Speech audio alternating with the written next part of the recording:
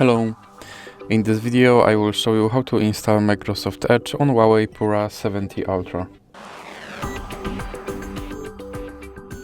So you have to start by opening your app gallery, then click on search bar and type in Edge. Now click search and click install.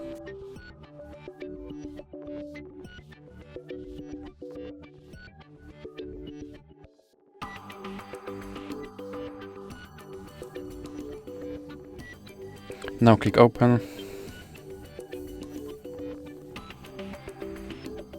and here click on I agree. Then you can click skip introduction and here you can set this browser as a default browser, or you can click not now. Now you can customize your homepage, or you can click not now. Here you can sign in to sync your data, or you can click not now. Now you have to confirm your data and privacy settings. And here you can try out Copilot, or you can just click start browsing. And now your Microsoft Edge is installed and is ready to use. So that's it for this video. If you liked it, please remember to leave like and subscribe.